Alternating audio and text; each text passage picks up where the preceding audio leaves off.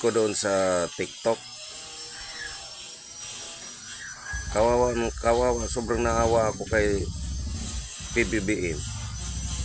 Kasi sobrang ano talaga eh. Sobrang word naman talaga eh. Dumaan na sa tabi ng mga tao.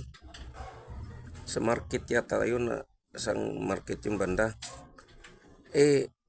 O establishment. Basta maraming tao.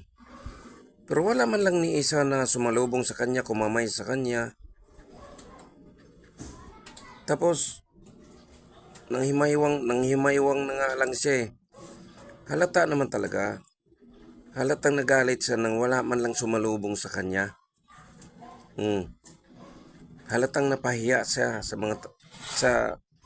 media na wala man lang sumasalubong. Kumakaway-kaway na nga yung nauna sa kanya na babae mataba eh. Tomboy yata yun eh.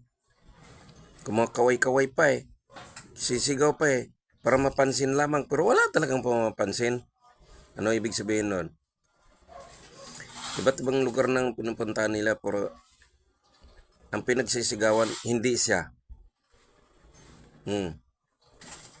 Imbis na PBBM dapat isisigaw, Duterte ang sinisigaw ng mga tao. Ano bang ibig niyang sabihin? Isinisigaw na rin ng mga tao na resign ka na BBM. Pero ayaw mo mag-resign. Wala talaga akong ibang makitang solusyon dyan. Kaya ayaw mong mag-resign, ayaw mong bumaba, ayaw mong umalis. Ayaw na nang ang gobyerno sa iyo. Ikaw dapat mag-isip-isip ka naman. At mag-ano ka na.